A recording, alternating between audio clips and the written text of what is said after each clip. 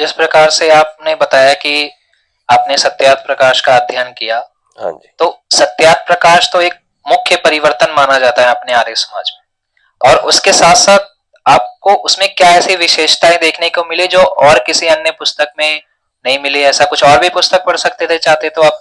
हाँ, तो उसमें ये मुख्य रूप से मिला कि सारे जितने भी शास्त्र हैं उनका मुझे वहां पर क्या मिला, निचोड़ मिला, एक मतलब कि सार सार रूप में मिला।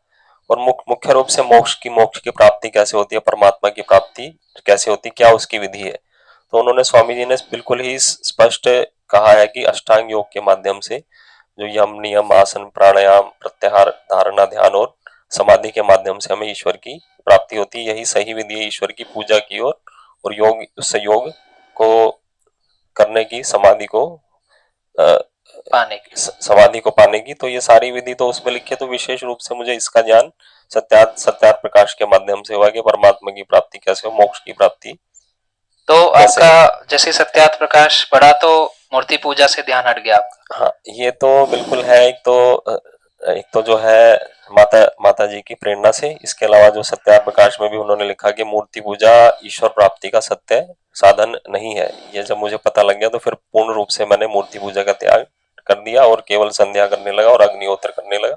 और शास्त्रों के अध्ययन में मेरी बड़ी ही अ, इसमें क्या है, रुचि हुई कि मुझे इन सबको पढ़ना चाहिए, जानना चाहिए कि और हमारे अंदर शास्त्रों में कितना कितना और विद्या है हमारे इसमें।